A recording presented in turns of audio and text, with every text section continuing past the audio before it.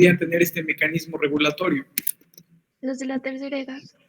Exactamente, ¿por qué? Porque justamente los pacientes geriátricos disminuyen en cuanto a composición mineral ósea, ¿sale? Muy importante estar al pendiente de la composición mineral ósea de los pacientes, más importantemente de los pacientes de la tercera edad, porque pues es mejor darse cuenta por estudios de laboratorio que por una fractura, ¿sale? Máxime si ponemos sobre la mesa la fractura de cadera, que pues es una de las más mortales en los pacientes geriátricos, ¿sale? Entonces, mucho cuidado con controlar este tipo de analitos en los pacientes geriátricos. Ahora, ¿en qué otro lugar podemos encontrar magnesio? En el músculo estriado. En el músculo estriado. ¿Para qué lo queremos en el músculo estriado? Dijo que era por el ATP, que era como un cofactor, me parece, del ATP. Exactamente. Entonces, iba a ayudar a la relajación del músculo. Exactamente, es un cofactor del ATP y pues no solamente a la relajación del músculo, no, más específicamente, o más generalmente, mejor dicho, el magnesio, perdón, es un cofactor pues en más de 600 enzimas y más importantemente en las que tienen que ver con las moléculas energéticas, ¿sale? Es decir, con el ATP y el ADP. ¿Y por qué necesitan de el magnesio este tipo de enzimas? Más bien lo que lo necesita es el ATP, ¿sale? Hagan de cuenta ustedes que las enzimas son, pues, o no sé, imaginémonos cualquier enzima que utiliza ATP. Y pues es una chava muy bonita, ¿no? Y el ATP quiere que le haga caso a la enzima. Pero ¿qué pasa con el ATP? Que realmente a la enzima no le llama la atención el ATP porque dice, pues no está tan feo ni nada, pero es como que es muy negativo, como que está muy apagado, ¿sale? Y es justamente lo que pasa con el ATP, que tiene muchas cargas negativas. ¿Por qué? Porque cada grupo fosfato inorgánico le da una carga negativa. Y esa negatividad no le atrae mucho a las enzimas y no hacen una interacción molecular importante cuando existen tantas cargas negativas. Entonces lo que hace el magnesio es unirse justamente a estas cargas negativas para disimular, para resultarle más atractivo a la enzima, ¿sale? Entonces, pues aquí tenemos los ejemplos de ATP y ADP, y en el ATP, como podemos ver, el magnesio está unido en el fosfato beta, y entre el fosfato beta y el fosfato gamma, mientras que en el ADP está unido entre el fosfato alfa y el fosfato beta. ¿Sale? ¿Cómo se nombran los fosfatos? Pues igual que como en los ácidos grasos, justamente en la porción que esté más cercana a los grupos funcionales más importantes o a la porción molecular más importante, de ahí empezamos a contar. Entonces, en este caso, pues alfa es el que está pegado al azúcar. Muy bien. Disculpe, doctor, ¿está presentando pantallas? Sí, creo que no la veo. Y según yo les estoy explicando sobre la... Perdón. A ver, ahí les va. Acá, bueno, esta ya la vimos, esta ya la vimos, esta ya la vimos, y esta es la que les estaba platicando, ¿sale?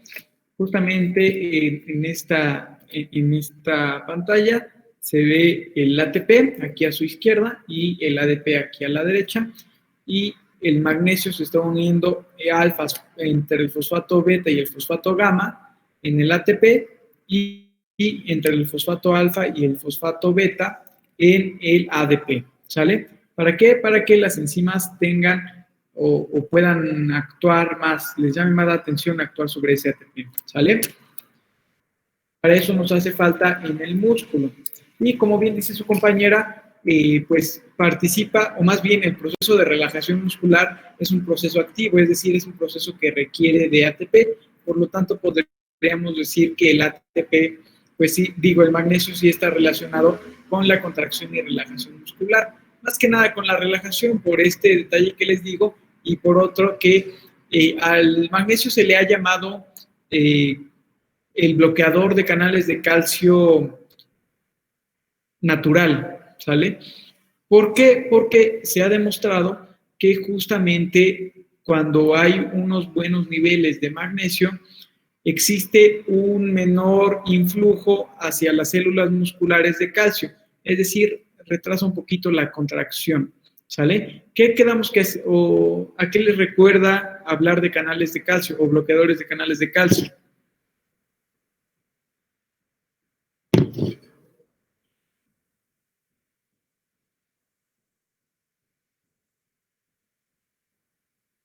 ¿No? ¿Quién me dice la clasificación de los bloqueadores de canales de calcio? Ya lo vimos.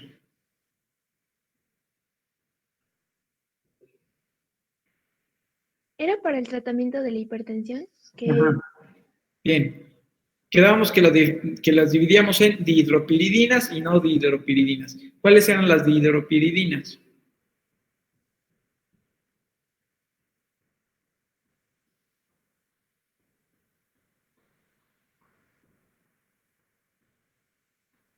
¿Se acuerdan de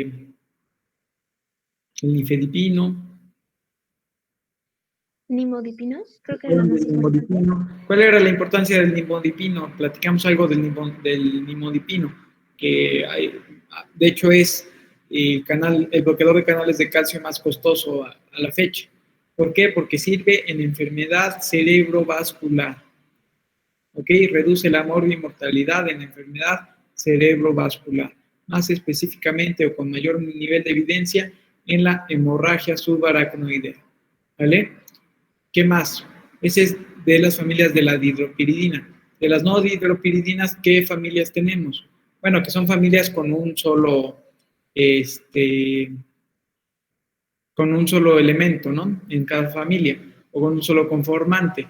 Tenemos a las fenilaquilaminas, es decir, al verapamil, y a las benzotiazepinas, que quedamos que no debían de confundir con las benzodiazepinas, que hasta platicamos de gambito de dama y no sé qué tanto, ¿no? Entonces, ya tenemos dihidropiridinas y no dihidropiridinas, fenilaquilaminas y benzotiazepinas, ¿sale?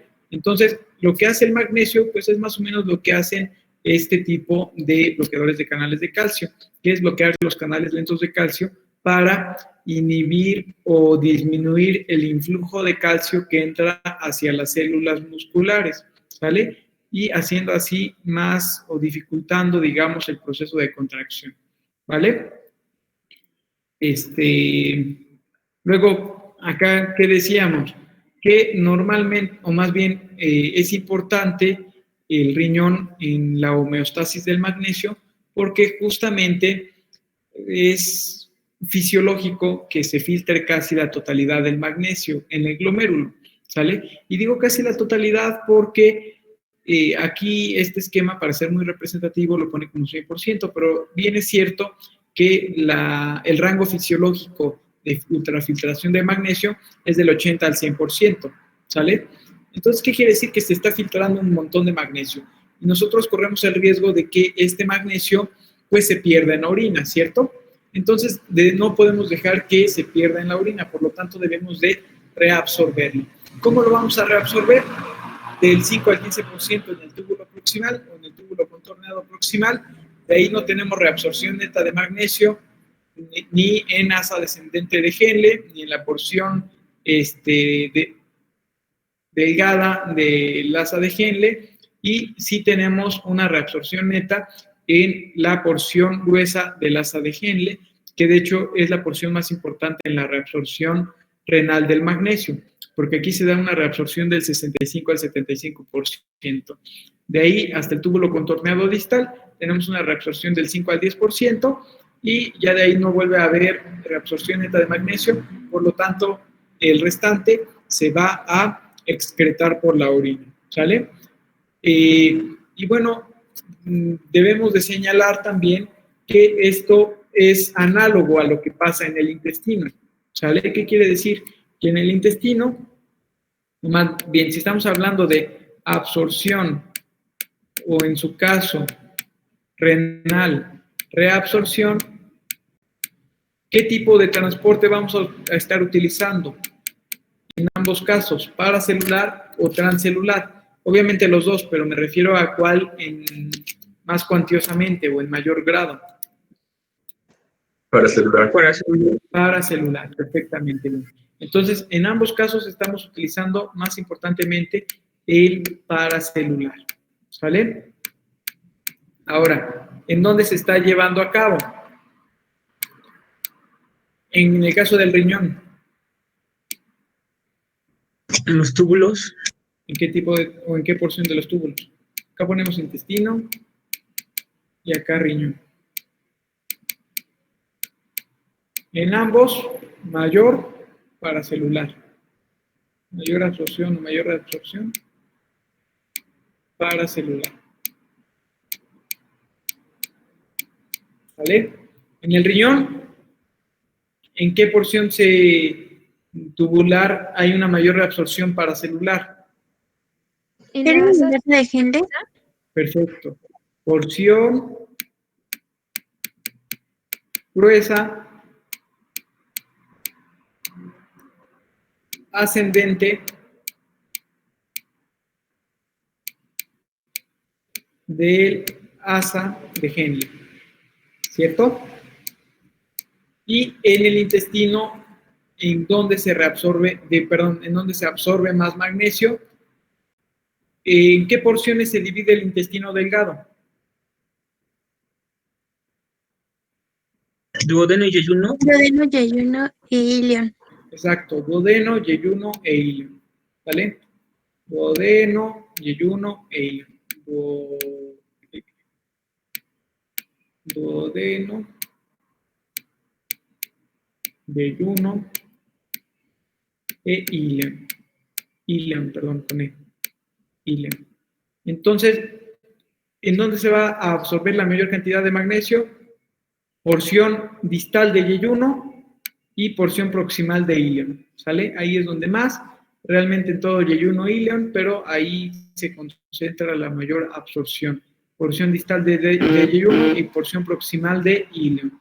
¿Sale? Esto es muy importante porque cuando ustedes lleven cirugía, les van a preguntar, en un paciente que hubo una yeyuno-ileostomía o ileo-yeyunostomía, que quiere decir que le resecaron, es decir, le quitaron una porción de intestino, en este caso de yeyuno y de ilion, les van a preguntar qué desequilibrio hidroelectrolítico es probable que padezcan, ¿sale? Entonces es muy importante esto de saber en dónde se absorbe cada micronutrimento, ¿sale?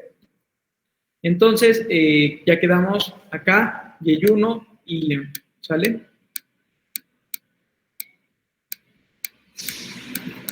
Y si preguntáramos secundariamente, es decir, de ahí en donde más se puede absorber o reabsorber magnesio, en el caso del riñón, pues tanto en túbulo contorneado proximal como túbulo contorneado distal, aunque lo cierto es que a pesar de que parece que haya un menor porcentaje en el túbulo contorneado distal, realmente es el que puede aumentar más la reabsorción.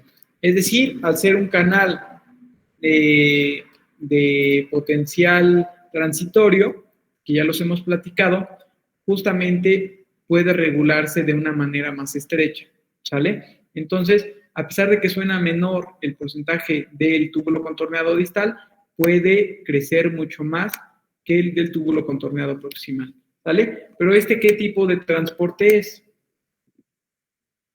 No es paracelular, sino Transcelular.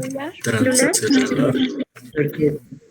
Y en cuanto a la absorción, pues también se absorbe un poco de magnesio a nivel colónico, ¿sale? Ya me dio como alergia. A nivel de colon. ¿Alguna duda hasta acá?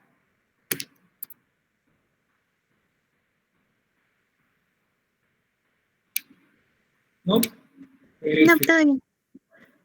Muy bien. Entonces, vamos a pasar aquí. Entonces, quedamos que el transporte paracelular justamente utiliza la claudina 16 para una regulación pues, muy general, que quedábamos que esa claudina 16 podía estar mal en qué enfermedad.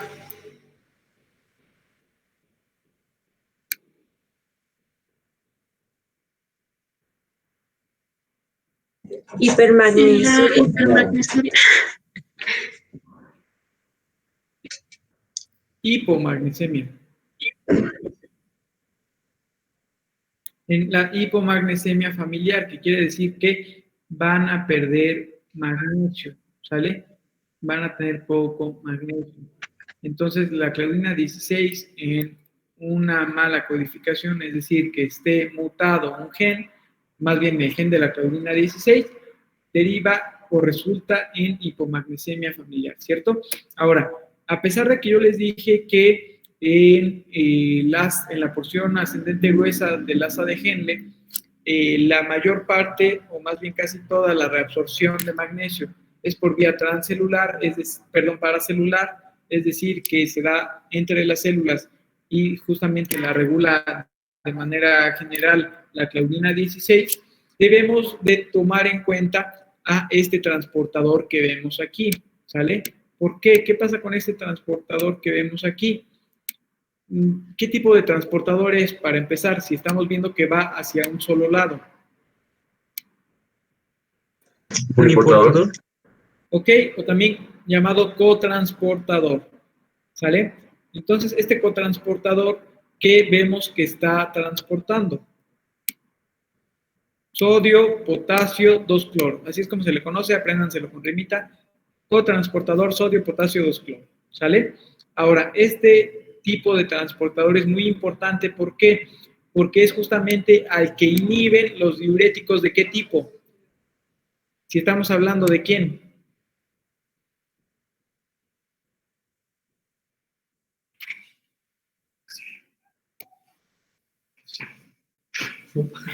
Los diuréticos del asa. Exactamente, diuréticos de asa. Los diuréticos de asa. Perfectamente bien. Los diuréticos de asa son los que van a inhibir a este cotransportador sodio, potasio, 2-cloro. ¿Sale? Ahora, ¿qué pasa?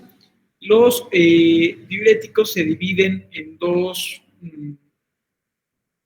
digamos, familias muy importantes. Uno son los diuréticos perdedores de potasio y los otros son los diuréticos ahorradores de potasio. ¿Sale? Que pues es muy importante tomar en cuenta a qué familia pertenecen, porque, por ejemplo, en un paciente con enfermedad renal crónica, que está progresando su enfermedad renal crónica y que es de etiología hipertensiva, pues justamente si estamos dando un inhibidor de la enzima convertidora de angiotensina o un ARA2, tienden a la hipercalemia, ¿sale? Y si todavía nosotros estamos viendo que tiene una sobrecarga de volumen y utilizamos un diurético ahorrador de potasio, entonces podemos agravar ese estado de hipercalemia, ¿sale? Entonces, normalmente en pacientes con enfermedad renal crónica se utilizan diuréticos perdedores de potasio, ¿sale? Y vamos a ver qué sucede con el canal o el cotransportador, perdón, sodio, potasio, 2-cloro, ¿ok? ¿Alguien le suenan los boxers? Esas cosas raras que se hicieron para golpear gente. Sí. O manoplas, ¿no? Imagínense acá, así se ve más o menos un boxer, ¿sale? Ahora, nada más nosotros necesitamos medio boxer para nuestro ejemplo. Y justamente aquí van a caber, acá, mala elección de color porque no se va a ver. Aquí va a ir el potasio, aquí va a caber un cloro, aquí va a caber otro cloro y aquí va a caber un sodio. ¿Sale? Entonces, normalmente cuando ya tiene todos sus slots, todos sus compartimentos unidos a quien se debe de unir o a quien reconocen, pues ya se da este transporte, este cotransporte, que todos pasan al interior, ¿sale? Ahora, ¿qué pasa si nosotros inhibimos, o bueno, más bien, qué pasa con los diuréticos de asa? ¿Quién me quiere dar un ejemplo de diurético de asa?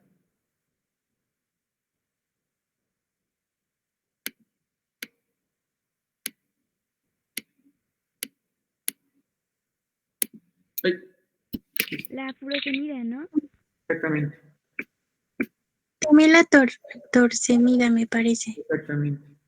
Ay, ¿qué estoy haciendo? Ok, muy bien. Entonces, justamente, acá tenemos que, por ejemplo, la furosemide o furosemida se une acá, ¿sale? Llega la furosemida y le gana el lugar a quién, Doctor, no estamos viendo su ¿no? presentación. Acá.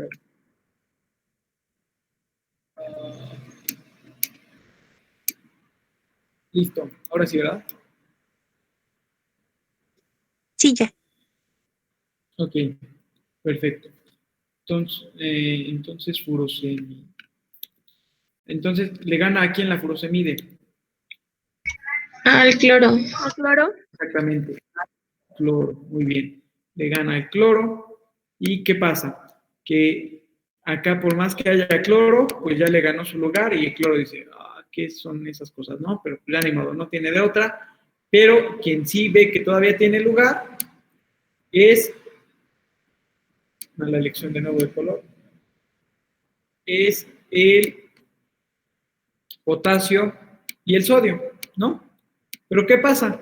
Que como no está el cloro aquí, el cotransportador dice, pues yo no me muevo, ¿no? Si no están todos los que normalmente pagan boleto, pues yo no me muevo porque la furosemida no me pagó y entonces no me voy a abrir ni a fregadazos, ¿no? Y ya no hace nada. Entonces, ¿qué pasa? Que el sodio y el potasio se quedan así como, pues creo que ya valió, no va a haber nada, se aburren y se van, ¿no? Y la furosemida, pues ahí se queda otro rato hasta que termine su vida media, ¿ok? Entonces, justamente, el inactivar este cotransportador sodio-potasio 2-cloro, pues nos va a hacer que no se lleve a cabo este tipo de cotransporte. Lo que quiere decir que este sodio, este potasio y estos 2 cloros, ¿en dónde se van a quedar?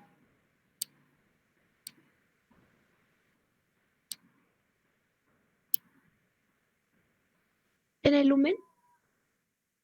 En el lumen, no, estamos hablando aquí lumen renal, es decir, lumen tubular renal, ¿sale? O sea que al final de cuentas, ¿qué pasa con todo lo que se queda en el lumen?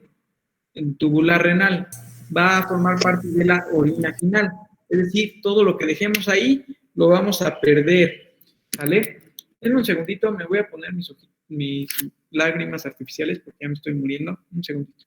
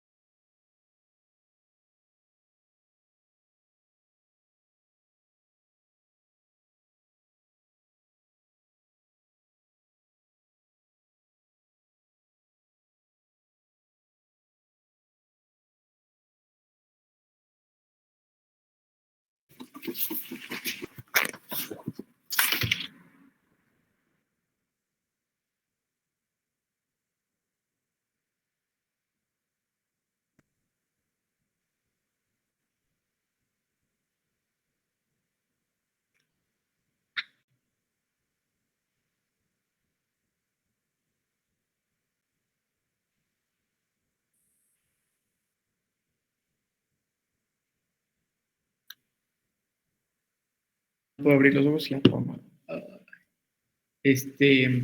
Ok.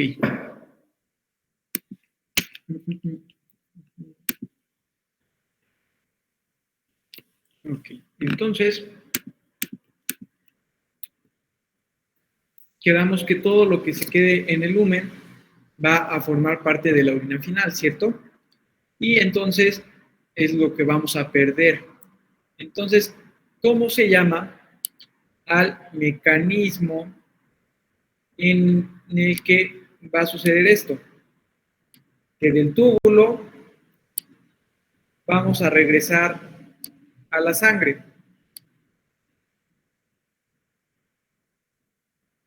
¿Reabsorción? Exactamente. Entonces, ¿qué quiere decir? Que no estoy reabsorbiendo, en este caso que estamos hablando de potasio, o sea, de los diuréticos en cuanto a su acción sobre el potasio. ¿Qué tipo de diuréticos serían estos?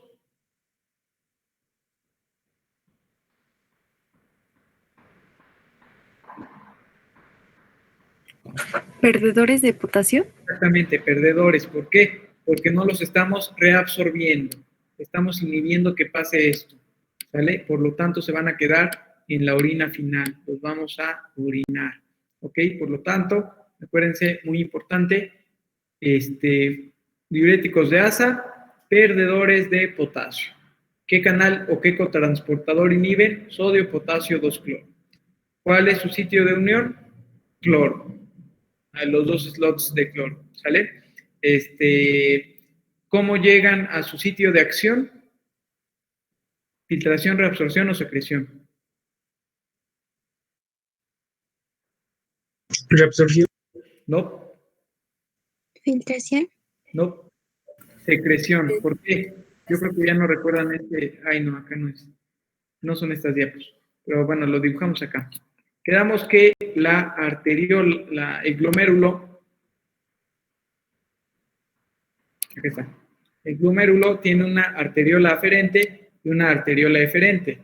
Y la arteriola eferente es la que da todos los capilares peritubulares, ¿cierto?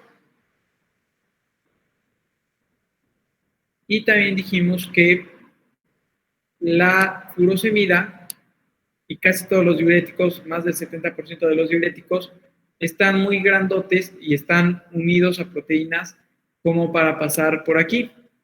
Es decir, por los capilares fenestrados de los capilares glomerulares, ¿sale?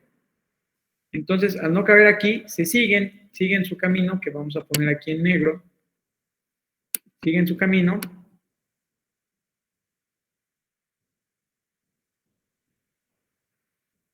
hasta llegar a donde van a actuar. Pero ahorita siguen estando en la sangre, porque están en la arteriola. ¿Y a dónde deben de llegar? Al túbulo. Entonces, ¿cómo se llama cuando hago eso? En la sangre al túbulo. Secreción. Exactamente, secreción. Entonces, los diuréticos llegan a su sitio de acción por secreción. ¿Ok? Eso es lo que deben de saber hasta ahorita de los diuréticos. Muy bien. ¿Todo claro?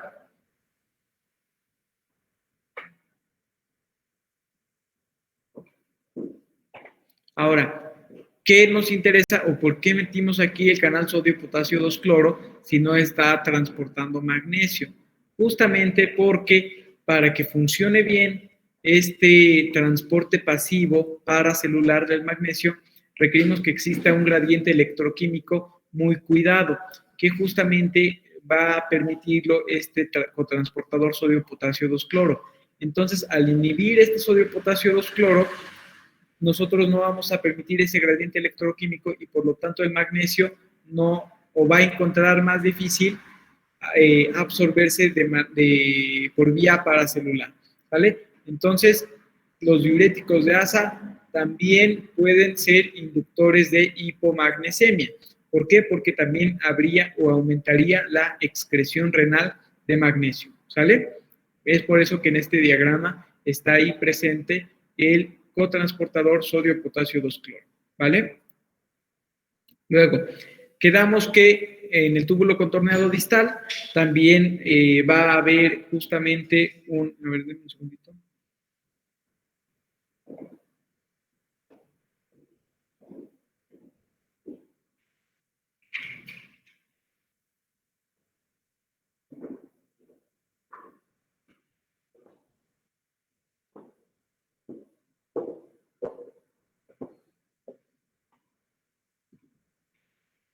Ya tiene su firma electrónica. No, el doctor. ¿Otra vez qué? Que ya tiene su firma electrónica. ¿Por él? Okay, bueno, entonces, este TRPM, perdone, acá a este nivel del túbulo contorneado distal, pues como dijimos, a lo mejor no parece que haya mucha reabsorción, solamente el 5 al 10%, pero lo importante es que quien está reabsorbiendo aquí el magnesio, un TRPM. ¿Y qué quedamos con los TRPM? que es como si pensaran. Es decir, ven poquito magnesio y dicen, necesitamos más TRPMs. ¿Gracias a quién? Al el MNNS2, ¿no? Que justamente es su sensor. Entonces, va a aumentar la transcripción, se va a volver un gen transcripcionalmente más activo, el que codifica este tipo de canal TRPM6 y puede aumentar la reabsorción de magnesio. Es decir, en los porcentajes estos que vimos en esta imagen, ¿cuál es el que se puede mover más fácil? El que se puede mover más fácil, o más bien el que tiene una regulación, es justamente el del túbulo contorneado distal. ¿Por qué? Porque es transporte transcelular vía TRPM6. ¿Sale? Que esto obviamente no se da aquí, en el 65 al 75%. ¿Por qué? Porque es paracelular, que pues no hay un mecanismo así transcripcional como para regular. ¿Ok? Entonces, aquí vemos otro tipo de transportador nuevo para nosotros, que es el cotransportador sodio-cloro. Muy importante, ¿por qué? Porque también sobre él trabaja otro tipo de diurético, que son los diuréticos tiacídicos o tiacidas. ¿Sale? ¿A alguien le suena una tiacida?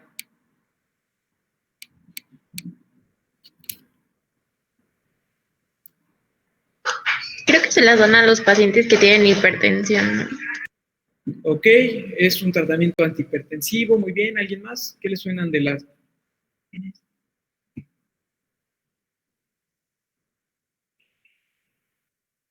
Creo que le escribí en el chat.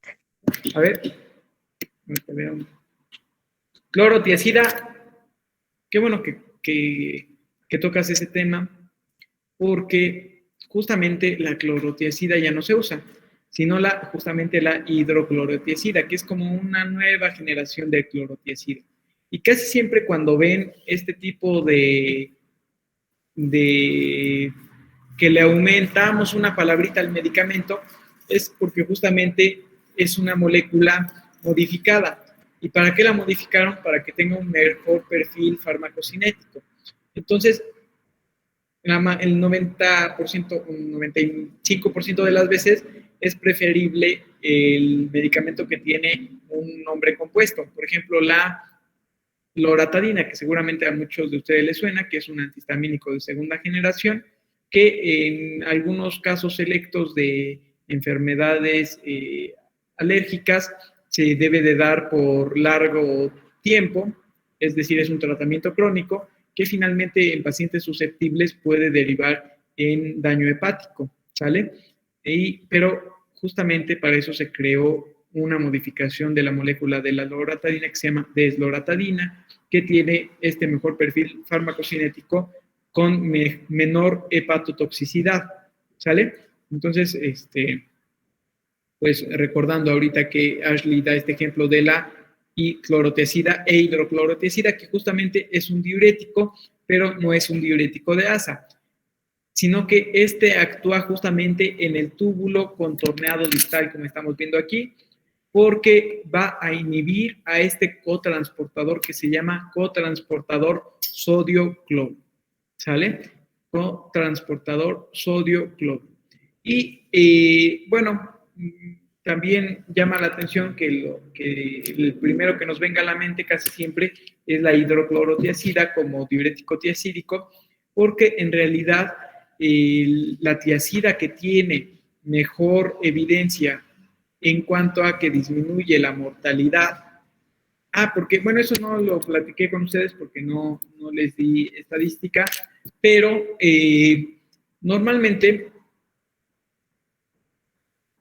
un medicamento se dice que es de primera línea cuando hay suficiente evidencia científica, o de primera elección, cuando hay suficiente evidencia científica de que disminuye la morbimortalidad. ¿Qué quiere decir disminuye la morbimortalidad? Que disminuye la presentación de enfermedades concomitantes, lo que quiere decir de enfermedades extras, y o disminuye la mortalidad, ¿sale? Como por ejemplo, ahorita que está de moda COVID-19, supongamos que les dicen, ya se importó un nuevo medicamento que cuesta 15,000 pesos y tiene dos funciones. En pacientes, o más bien tiene una función, en pacientes con cuadros, leves o moderados, disminuye el tiempo de resolución de síntomas en 24 horas. ¿Qué quiere decir eso? Que si tú te sentías que te estaba llevando, pero obviamente no estabas grave, y llevabas 10 días o 12 días, pues ya nada más te faltaba 1 o 2 días sintomáticos, y te dicen, este nuevo medicamento de 15,000 pesos, en lugar de que te quede un día sintiéndote así, 2 días, nada más te quedaría un día. ¿Se lo comprarían ustedes? 15,000 pesos por un día de síntomas. Pues no, ¿verdad? Es como ¿para qué? Entonces realmente la importancia de los medicamentos es cuando disminuyen la mortalidad. Cuando sabes que ya son casos graves, enfrentas a los medicamentos en casos graves y uno sí te demuestra que te salva a pacientes, ¿sale? Entonces, el tiazídico que más ha demostrado esto se llama clortalidona. De hecho, en la práctica totalidad de guías de hipertensión arterial sistémica alrededor del mundo, la clortalidona es el medicamento de primera línea o el medicamento de elección, ¿sale? Es decir, formalmente es con el que tendríamos que iniciar el tratamiento antihipertensivo. Aunque lo cierto en el tratamiento antihipertensivo es que como hay tanta información o es una de las enfermedades más estudiadas, hay buenos niveles de evidencia para poder proponer o indicar al paciente un tratamiento mucho más personalizado, más individualizado, ¿sale? Por ejemplo, a una paciente que tiene infecciones del tracto urinario o de las vías urinarias, es decir, ITU, que ahora se está poniendo más en la bibliografía reciente o abreviando como ITU, pero anteriormente se abreviaba como IBU, que son infecciones del tracto urinario. Cuando hay pacientes que tienen infecciones del tracto urinario de repetición, justamente las pacientes que tienen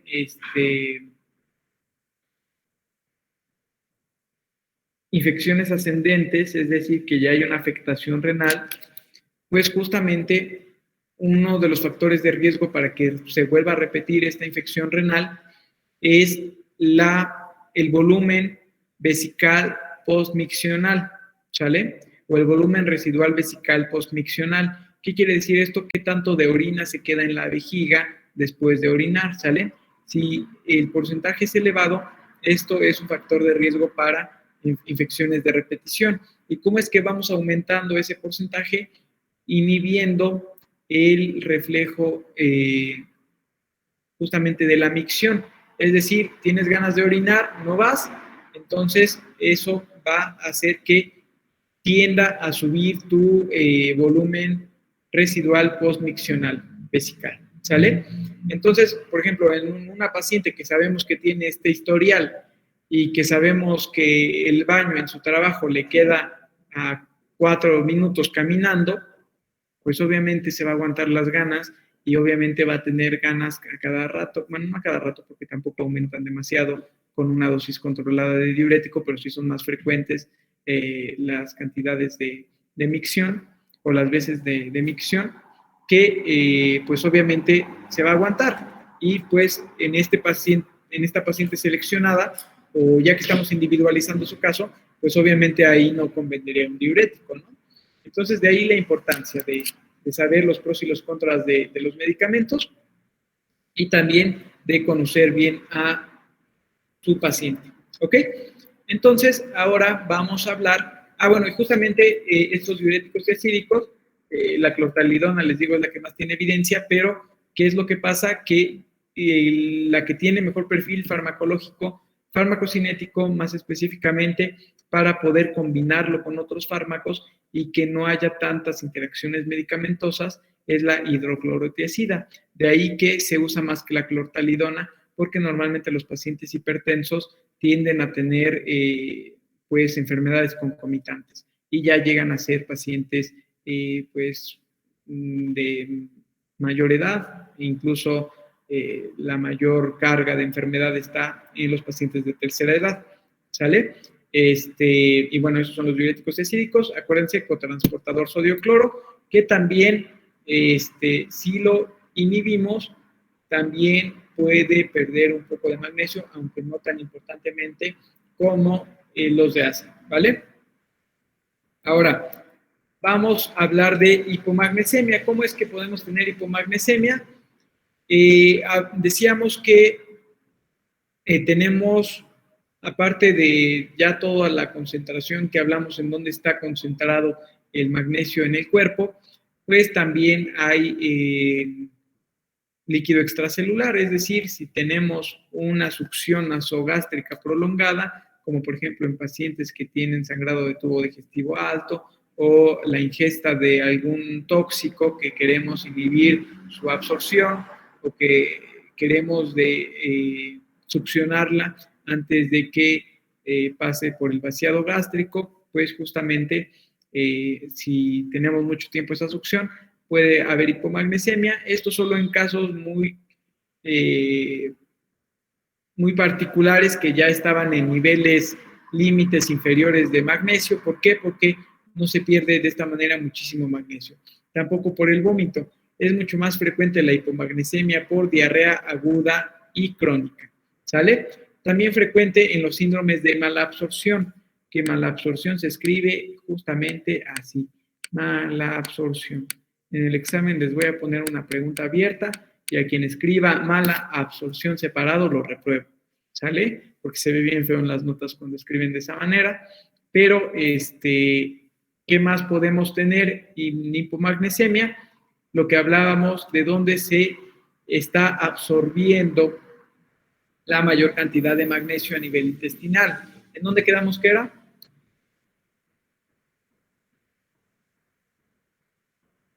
En el yeyuno y el ilion.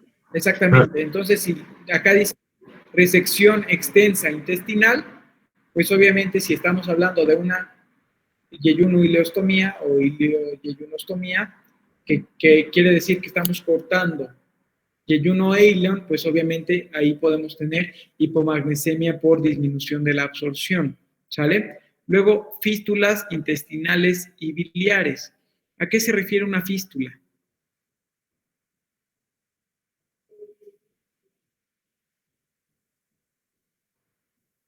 ¿A alguien le suena fístula? Va a ser como una conexión que hay en alguna región. Bueno, usualmente yo la he visto pues en la parte del intestino. Ok, perfecto. Como bien dice su compañera, en términos generales, fístula es la comunicación de dos cosas que no deberían de estar comunicadas, ¿sale? Y para que no se les olvide, les voy a contar un caso escandaloso que vi en el internado, rotando por ginecología, que era una señora que tendría unos 60 años, más o menos, o un poquito menos, pero decía, es que yo soy viuda, ¿cómo voy a creer que tengo infecciones vaginales de repetición? Si pues no tengo actividad sexual, y aparte desprende un olor fétido, no sé qué está pasando, si yo no hago nada, bla, bla, bla, ¿no? Entonces, ¿qué es lo que estaba pasando con esta paciente? Tenía algo que se llama fístula rectovaginal, ¿sale? Fístula rectovaginal. ¿Qué quiere decir? Que estaba drenando materia fecal del recto hacia la vagina. ¿Deben de estar conectados estos dos canales? No. Entonces, si hay algo conectado que no debe de estar conectado, ¿cómo se llama? Fístula, ¿sale? Las fístulas son el terror de los cirujanos porque esas cosas no se cierran ni pidiéndoles por favor, ¿sale? No se cierran, es muy difícil el tratamiento de una fístula, pero bueno, sí llega a haber resolución de las fístulas. Entonces, fístulas intestinales y biliares, riesgo de hipomagnesemia, ¿sale? Si hablamos de, ahorita que estoy hablando, o bueno, que iba a tocar el tema de la pancreatitis, si hablamos de los bloqueadores de canales de calcio, o fue en el grupo anterior. Ya se me cruzan los cables.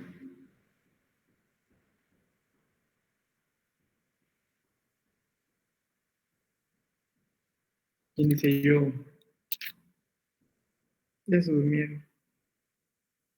Sí era de alopurinol y todo, digo, pero no me acuerdo, era un medicamento, no me acuerdo. Amlodipino y todos esos. Sí lo dije ahorita, ¿no? Sí, creo que sí. Bueno, no recuerdo muy bien, creo que sí, era de bloqueadores de calcio, ¿no? Ajá, dijimos, a ver, recuerden que los bloqueadores de canales de calcio se dividen en dos familias importantes, las dihidropiridinas y las no dihidropiridinas. En las dihidropiridinas están los que terminan en dipino, como amlodipino, como nicardipino, como nifedipino, como nimodipino. El más importante, nimodipino, ¿por qué? Porque tiene evidencia actual que mejora el pronóstico de los pacientes con enfermedad cerebrovascular, o más específicamente en la hemorragia subaracnoidea. De los no dihidropiridinas tenemos dos subfamilias, que son las fenilalquilaminas, en donde encontramos el verapamilo, que también funciona como un antiarrítmico, y a las benzodiazepinas, como el diltiazem. ¿Sí dije eso o no lo dije? Me van a volver loco ustedes. Pero bueno, yo creí. ¿Sí? Pues ahí está, ya ven, sí lo dije, no se les puede olvidar tan fácil o tan rápido. Entonces, sí les dije este punto, que justamente el magnesio se dice que es nuestro bloqueador de canales de calcio natural, porque pues ya veremos. Bueno, esto ya quizá lo dejemos como tema final, porque la pancreatitis hace un desastre completo en cuanto a equilibrio hidroelectrolítico, ¿sale? Luego, pérdidas renales. ¿Qué dice ahí la primera? En pérdidas renales. Terapia crónica de fluidos o líquidos parenterales. ¿Qué quiere decir parenteral primero?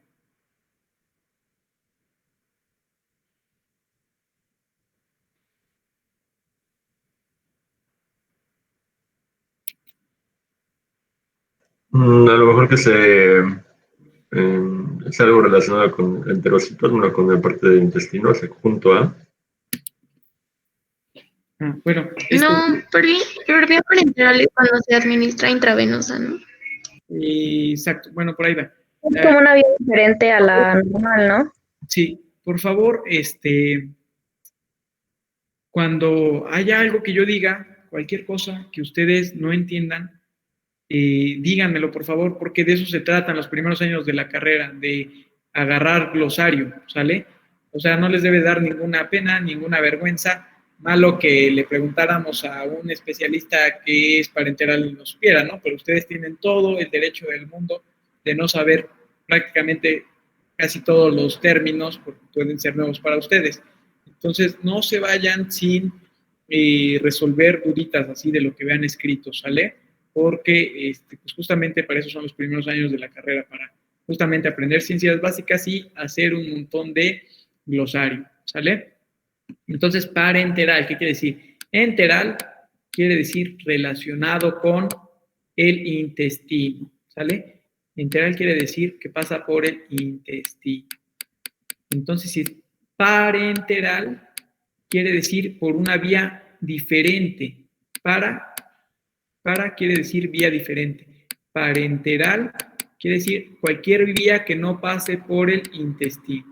Como bien dice su compañera, la fluidoterapia intravenosa o la vía intravenosa, pues se considera una vía parenteral. De hecho, es la vía parenteral más importante. ¿Sale? Y pues bueno, le dejamos aquí, que ya se nos acabó la hora. ¿Alguna duda que tengan?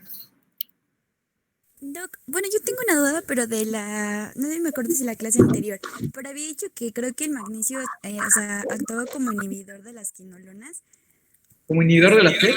Ajá, de las quinolonas, del levofloxacino, del ciprofloxacino. Más bien les dije, las quinolonas tienen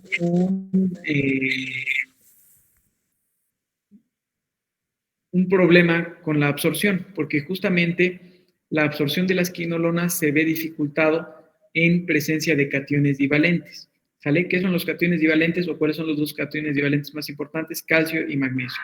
Entonces, si tienes o si en las 2 horas cercanas a la ingesta de una quinolona tienes o consumiste algo rico en magnesio o en calcio, como lo más frecuente es leche o leche y un tamal, pues se va a dificultar mucho la absorción de la quinolona. Entonces, por más alta que sea la dosis, por más que sea una tableta de 750 miligramos, no vas a absorber esos 750 miligramos. ¿Por qué? Porque compite por la absorción, ¿sale? Entonces, no se absorbe en presencia de cationes divalentes. Eso es lo que dijimos en la clase anterior, ¿sale?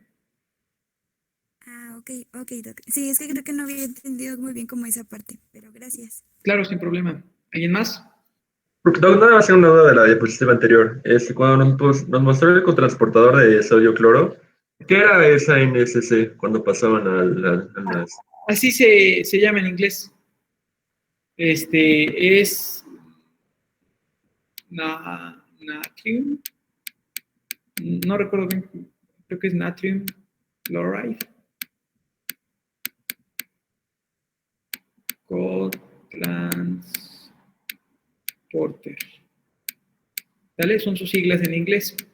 NSC. Sodio o cotransportador sodio-cloro en español. ¿Sale?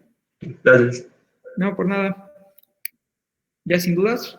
Entonces nos veríamos mañanita, por favor.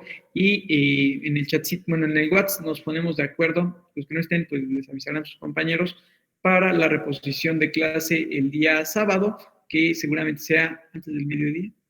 Antes del mediodía. ¿Sale? Y bueno, quien no se pueda conectar, ya les dije que no importa, porque con su clase vamos